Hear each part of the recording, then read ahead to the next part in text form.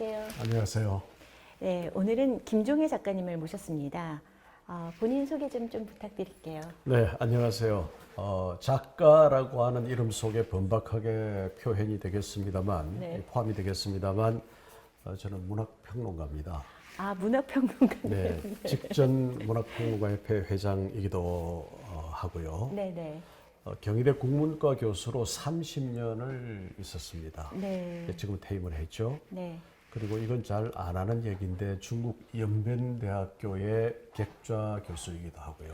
그러시군요. 네, 제가 디아스포라 문학을 오래 공부했기 때문에 그다음에 아직도 이것저것 하고 있는 일들이 많아서 네. 자, 이 여러 가지 얘기를 하는 것은 뭘 하고 있다고 자랑하는 것이 아니고 네.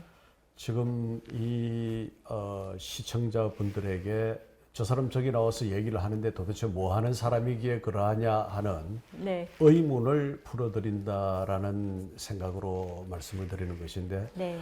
경기도 양평에 황순원 문학촌 소나기 마을이라고 하는 것이 있어요. 거기, 압니다. 저. 네, 촌장을 맡고 있고요. 네네. 경남 하동에 이병주 문학관이라고 있습니다. 네. 그 기념사업회 공동대표를 하고 있기도 하고 네.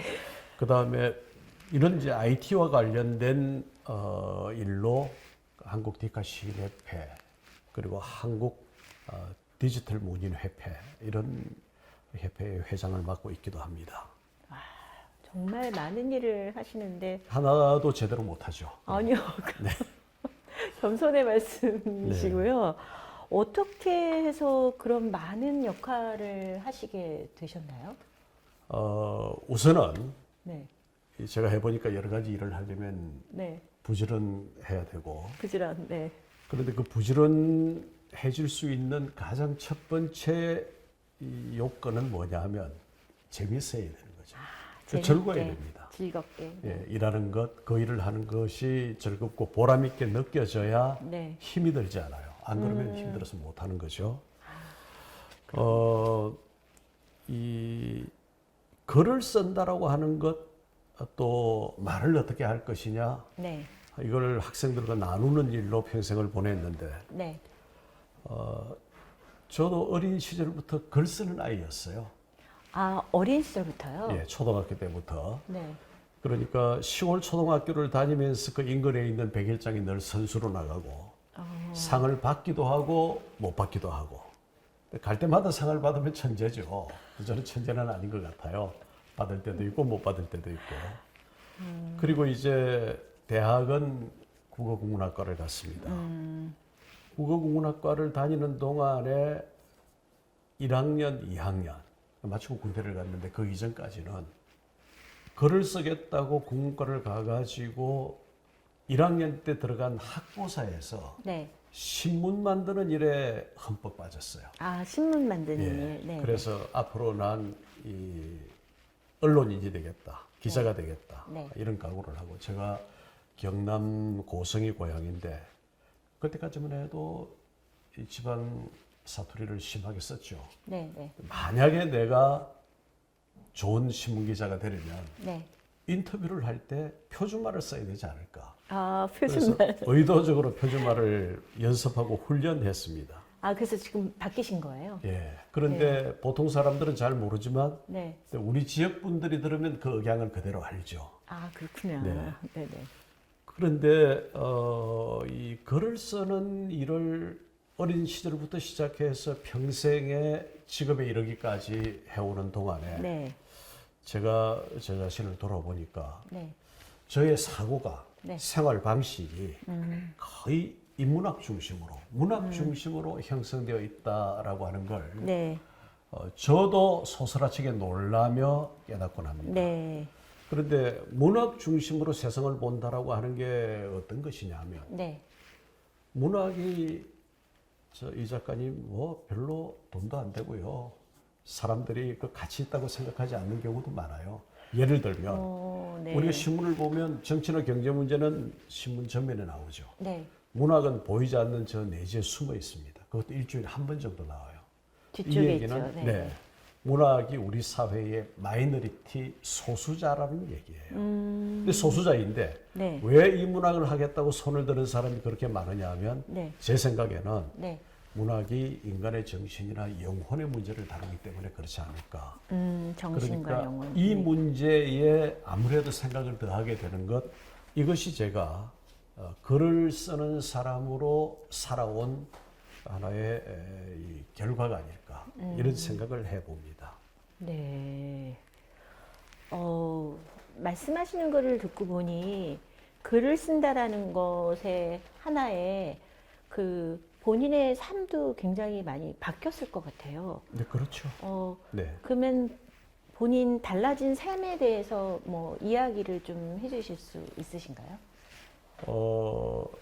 이제 자기의 삶에 있어서 어떤 특징적인 것을 얘기하라고 하면은 네. 그걸 요약하면 이렇게 될 거예요. 네네. 당신이 가장 소중하다고 생각하는 것, 우선시하는 것이 뭐냐. 네.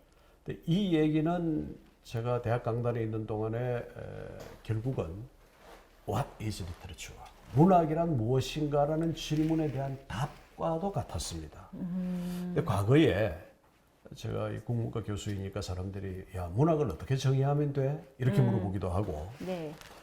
네가 생각하는 문학은 뭐야? 이렇게 물어보기도 해요. 네. 그런데 이 대답이 실로 간단하지 않습니다. 몇 줄의 문장으로 요약할 수 있는 게 아니라는 거죠. 근데 과거에는 제가 몇 줄의 문장으로 답을 하려고 시도를 했었는데 네. 나이가 좀 들면서 그거 아니다 싶어요. 네. 그래서 답변의 방식을 바꾸었습니다. 이를테면 이제 이런 우화 하나를 들려주는 거죠. 네. 제가 하는 얘기는 금간항아리라는 얘기입니다. 근데 과거에는 우물이라고 하는 것이 집안에 있는 사람도 있고 저 멀리 떨어져 있는 공동우물을 쓰는 사람이 훨씬 더 많았는데 네. 집안에 우물이 하나 있으면 딸 하나 더 있는 것과 같다 이런 옛말이 있을 정도죠. 그만큼 편하다는 얘기죠. 네. 그런데 공동우물에서 물을 길어오는 어떤 사람의 이야기, 그러니까 물찌개라는 게 있단 말이죠. 네. 양쪽에 항아리를 매달아서 물을 담아서 가져오는데 왼쪽 항아리에 금이 갔어요. 근데 집에 오면은 이 항아리에는 물이 절반 정도밖에 남지 않아요. 네. 그 왼쪽 항아리가 이렇게 주인에게 말합니다. 이게 우화니까. 네네. 주인님, 저를 버리고 새 항아리를 쓰십시오. 저는 이제 기능의 절반밖에 하지 못합니다. 주인이 이렇게 말해요. 그래, 나도 네가 금간 항아리라는 걸 안다. 그런데 너 나랑 한 해 내내 이 길을 다니지 않았니? 너 한번 뒤돌아볼래? 성한 오른쪽 항아리가 지나다닌 곳에는 마른 먼지밖에 날리는 것이 없지만 금간 항아리, 네가 지나온 길에는 저 길숲에 저토록 이름 모를 아름다운 풀꽃들이 피어나지 않았니? 그러니까 좀 모자라고 부족하지만 네. 오히려 그 모자라고 부족한 것으로 인하여 주변에 선한 영향력을 끼치고 좋은 일을 남기게 된다면 네. 이것이 인간의 정신과 영혼을 추구하는 문학이 할 일이 아니겠는가. 문학이라고 하는 것은 마땅히 사람을 가볍게 하고 풍요롭게도 하고 그러나 선한 길로 인도하는 이런 기능을 해야 되지 않을까. 제가 문학에 대해서 갖고 있는 생각이 그런 것입니다. 그래서 누가 문학이란 무엇이냐라고 묻는다면 이제는 금간항아리 얘기를 합니다. 네. 네. 말씀하시는 걸 들으니까 제 마음도 굉장히 따뜻해지는 것 같습니다. 네. 말씀 감사합니다. 그런데 막상 이런 좀 글 쓰는 것을 이제 뭐 도전을 한다? 뭐 네. 시도를 하려면은 굉장히 어렵게 느껴지거든요. 네. 그래서 그 글을 쓸 때 보통 이제 책을 보면은 작가의 세계관에서 대해서도 또 쓰잖아요. 네. 그런 거는 또 어떻게 써야지 되는지 좀 말씀해 주시겠어요? 자, 작가의 세계관이라고 하는 것은 작가가 글을 썼을 때 네. 딱 요약하면 그 글의 주제입니다. 요점입니다. 주제. 그 세계관이 주제의 네. 주제로 나타나게 되어 있는 것이죠. 좋은 주제를 가지고 있으면 좋은 글을 쓰게 됩니다. 깊이 있는 생각을 주제로 가지고 있다면 그 글이 깊이 있는 글이 되죠. 그러니까 우리가 옷을 만들 때 옷감이 좋으면 마름질을 좀 잘못해도 옷이 네. 모양이 괜찮아요. 네. 그러나 옷감 자체가 좋지 않으면 네. 아무리 뛰어난 재단사가 옷을 만들어도 좋은 옷이 될 리가 없단 말이죠. 그러니까 문제는 이 작가의 세계관에 접근하기 위해서 우리는 어떤 것이 좋은 세계관인가. 다시 말해서 작가가 어떤 생각으로 글을 쓸 때, 어떤 태도로 글을 쓸 때 그 글이 좋아지겠는가. 이 생각을 해볼 필요가 있죠. 이런 문제와 관련해서 중국의 당송팔대가, 당나라와 송나라 시대에 뛰어난 8명의 문인을 당송팔대가라고 하는데 그 중에 한 사람으로 구양수라는 사람이 있습니다. 이 사람이 얘기한 것 중에 네. 좋은 글을 쓰는 네. 세 가지 법칙, 그 삼다의 법칙이라는 게 있습니다. 삼다의 네. 법칙. 다도 많이 읽어라. 다작 많이 써라. 다상량 많이 생각해라. 그런데 참 재미있게도 동양 문화권에서뿐만 아니라 서구에서도 쇼펜하우어가 쓴 문장론을 보면 똑같은 얘기가 나옵니다. 많이 읽고 많이 쓰고 많이 생각하고. 그러나 이 쇼펜하우어는 이제 철학자죠. 네. 많이 읽는 것에 대해서 쇼펜하우어는 일정한 경계를 합니다. 네. 좋지 않은 책을 많이 읽었을 때 위험성, 또 다작 많이 쓰는 것도 올바른 방향성, 제대로 된 길을 갖지 않고 많이 썼을 때 생기는 문제점. 다만 쇼펜하우어가 이 제한 없이 강조한 것은 많이 생각하는 거였어요. 그러니까 우리가 작가의 세계관에 접근한다라든지 이것은 독자가 작가에게로 가는 길이죠. 그러나 작가의 입장에서 보면 좋은 글을 쓰는 것, 이 이를테면 세계관의 확립 문제, 올바른 좋은 세계관을 세운다라고 하는 데 있어서 많이 생각한다라고 하는 것은 아주 중요한 일이 아니겠는가. 그래서 깊이 있게 생각하되 네. 그 생각이 요점적으로 정리가 되어 있어야 된다는 거죠. 한 줄의 문장으로 정리할 수 없는 생각이라면 그다지 깊은 생각이 아니지 않겠는가. 종교의 가르침을 보면 네. 어렵지 않습니다. 딱 한 줄로 정리될 수 있는 것들이 많단 말이죠. 어렵지 않나요? 어렵지 않죠. 네. 내 이웃을 사랑하라. 이 어려운가요? 네. 어려운 말이 아닙니다. 예를 들면, 네. 자, 그런 다음에 깊이 있게 생각하고 그 생각을 요약 정리할 수 있고 네. 이것을 내 삶에 적용할 수 있다면 독자는 작가의 세계관에 접근할 수 있고 작가는 나의 세계관을 어떻게 표현할 수 있을까에 대한 어떤 방법론을 얻게 되지 않을까 이렇게 생각합니다. 그렇구나. 저희가 지금 준비하고 있는 것이 NFT 사진 작가들을 위한 네. 좀 도움이 될 수 있는 어떤 말씀을 듣고자 사실 선생님을 모셨거든요.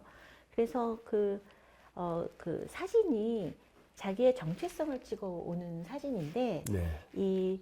그런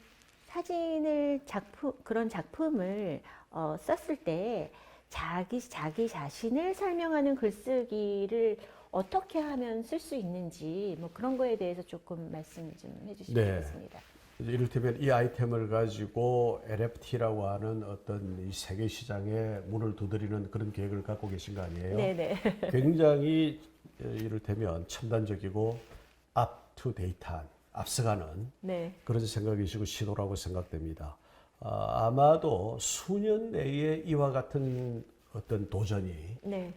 일반화되고 많은 사람들이 여기에 동참하게 되지 않을까. 네. 인류가 가지고 있는 지식의 총량이 2배가 되는 것이 이 미래학자들에 의하면 한 13개월 정도밖에 안 걸린다는 것입니다. 그렇게 엄청난 속도로 세상이 변하고 있기 때문에 네. 만약에 네. 우리 시청자들께서 네. NFT 사진을 통해서 거기에 참여해서 나의 세계관, 나를 설명하는 글쓰기를 한다고 본다면 네네. 몇 가지 트랙이 있지 않을까. 우선은 제 네. 생각에는 그 좋은 사진의 좋은 이미지를 확보하는 것도 중요한 일이고 거기에 맞춰서 나에 대해서 내가 누군지 알아야죠. 네. 우리는 내가 누군지 이 선생님 자기 자신이 누군지 잘 아시나요? 이거 굉장히 어려운 일이거든요. 자기 자신에 대한 반성적 성찰. 내가 누구일까? 그런데 자기를 보여줄 수 있는 것, 자기 자신은 사실 잘 몰라요. 그 반사경이 있다면 반사경. 우리가 직접적으로 경험하는 것, 아니면 간접적으로 경험하는 것. 간접 경험이라고 하는 것은 독서나 예술 체험 같은 이런 것들이죠. 네. 그래서 이런 말이 있죠. 문학 작품을 두고 말한다면 문학 작품은 인생의 지리책이다. 네. 어느 곳에 험한 태산 줄령이 있고 어느 곳에 아름다운 호수가 있으며 어느 길을 택하는 것이 가장 좋은 길인가를 알게 해준다. 네, 이런 얘기가 있단 말이죠. 네. 그러니까 이런 여러 가지 기제, 여러 가지 방법들을 통해서 우선은 네. 나를 표현하자면 내가 누구인가를 우리가 잘 알아야 되지 않겠어요? 그러자면 조금 전에 말씀드린 것처럼 나에 대해서 깊이 있게 생각해보는 자기 사색, 자기 침장 그런 기회를 우리가 좀 만들어야 돼. 이 현대인이 바빠서 그런 걸 잘 못하는데 그게 필요하지 않을까. 두 번째로 네. 내가 누군가에 대한 어떤 이 검토 단계를 지나면 그것을 어떻게 표현할까? 표현. 어떻게 표현할까? 네. 그러니까 글을 통해서 얘기할 수도 있고 말을 통해서 얘기할 수도 있고 요즘은 핸드폰을 들고 말을 하면 그게 다 글이 되어서 나오는 시대 아니겠습니까? 네.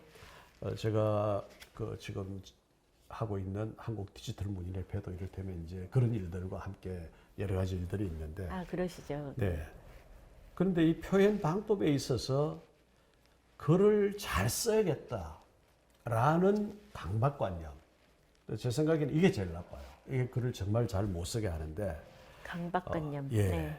그렇게 되면 이제 내가 나를 만들어가게 돼요. 자기적인 나. 나와 동떨어진 나가 될 수도 있고. 그래서 이 나를 좀 쉽게 편안하게 표현할 수 없을까? 우리가 그렇게 표현을 하면은 보는 사람들, 읽는 사람들도 똑같이 느끼는 거죠. 똑같이 우리가 편안했을 때 함께 편안할 수 있지 않겠는가. 그래서 이 위대한 작가들도 네. 쉽게 써야 한다라고 하는 걸 다 알고 있었어요. 예컨대 도스토옙스키의 경우 네. 러시아의 세계적인 문호죠. 지금 이 푸틴 러시아가 온갖 일을 다 벌이고 있는데 그렇다고 우리가 도스토옙스키를 버릴 수는 없어요. 그렇죠. 도스토옙스키가 소설을 써서 발표하기 전에 자기 집에서 일하는 그 하녀에게 읽혔다는 거예요. 읽어보고 재미있다라고 해야 발표를 했다. 이런 하녀가 이제, 재밌다고 해야. 네, 이 설이 있습니다. 네. 어렵게 쓰고 어려운 말 쓰고 하는 게 좋은 게 아니라는 거죠.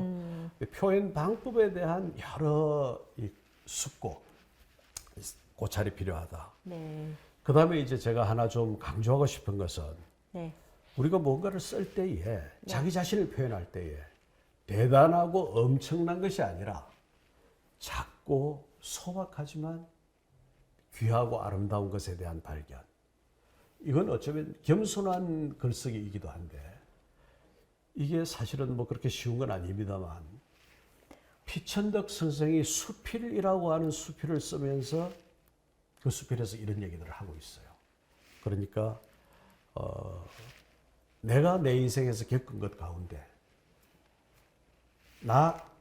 나만 알 수 있는 또는 내가 가장 잘 아는 그래서 그 수필에 수필은 36 중년 고개를 넘긴 사람의 글이다라는 얘기가 나오는데 이것은 자연수 36이 아니고 인생의 어떤 여러 가지 경험을 하고 마치 미당 서정주의 국화잎에서처럼 이제는 돌아와 거울 앞에선 내 누님같이 생긴 꽃 할 때에 세상의 여러 풍파를 겪고 돌아와서 이 자기 자신을 이를테면은 표현할 수 있는 어떤 수준, 단계에 이른 사람.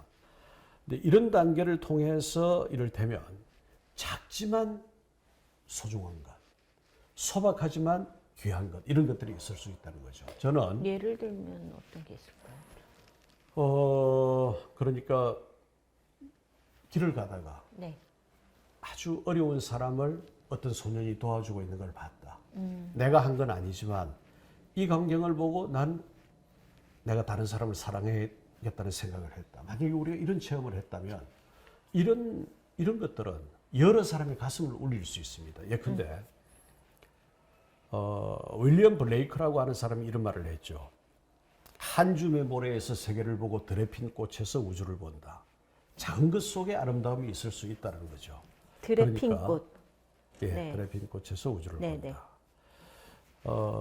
이 블레이크는 유명한 시인이죠. 네. 그런데 작은 것의 귀함을 알았던 것이죠. 근데 우리가 우리 삶 속에서 겪은 것에 대해서 그것을 큰 것이 아니라 위대한 것이 아니라 감동적인 것을 표현할 수 없을까? 사람이 감동하는 것은 아주 작고 소박한 것입니다. 그런 데서 감동을 한단 말이죠. 우리 삶과 거리라고 하는 것은 언제 어디서나 소중하죠. 우리 삶이 소중하다면 우리 글도 함께 소중한 것이고, 그래서 소박하지만 품이 있고 조촐하지만 그 속에 담긴 뜻으로 인해서 화려한 이런 글쓰기가 말하자면 나를 표현하는 데 있어서 가장 좋은 글쓰기가 아닐까 이런 생각을 합니다. 아, 네. 제가 막연하게 생각했던 것들을 조목조목 말씀해 주시니까 좀 정리가 되는 것 같아서 네. 저 같은 그 글 쓰는 초보자도 좀 한번 도전을 해보고 싶다는 생각이 드네요. 이 선생님 초보자가 아니시잖아요. 이미 작가신데. 네. 그 피지컬 아티스트로서 작가 노트를 썼었는데 또 NFT 아티스트가 되려고 하다 보니까 작가 세계관을 쓰는 것이 있더라고요. 근데 그것이 생각보다 쓰면 쓸수록 어렵게 느껴졌는데 오늘 선생님 얘기 들으면서 많은 것을 배운 좋은 기회가 됐습니다. 네, 만약에 네, 이 생각을 한번 해보면 네네, 이미 우리 시대가 활자 매체 문자 문화의 시대에서 전자 매체 영상 문화의 시대로 옮겨왔죠. 네, 그런데 쓰는 방법이 달라졌을 뿐, 그 속에 담겨 있는 주제, 아까 계속 강조해 주셨는데 세계관, 세계관. 이건 똑같단 말이죠. 그러니까 쓰는 방법이 달라지고 이 시대적인 표현 방법은 달라졌을지언정 글 속에 나를 표현하는 글 속에 이를테면 NFT 사진과 더불어서 나를 표현한다고 할 때 그 속에 우리가 어떤 우리 삶의 감동을 담을 것인가 하는 것은 똑같은 문제라는 거죠. 같은 문제이다. 네. 그것을 또 사진이나 작품으로 표현도 하고 글로도 표현했을 때 자기 자신을 좀 돌아볼 수 있는 시간이 되고 또 주변 분들한테도 이해를 시키는 데 참 도움이 되겠네요. 네. 아, 네. 오늘 좋은 말씀을 많이 들으면서 좀 의미 있는 시간을 가졌는데요. 오늘 김종혜 작가님과 함께 글쓰기와 작가의 세계관에 대해서 좋은 이야기를 나누었습니다. 오늘 너무 감사합니다. 네, 고맙습니다. 네네네.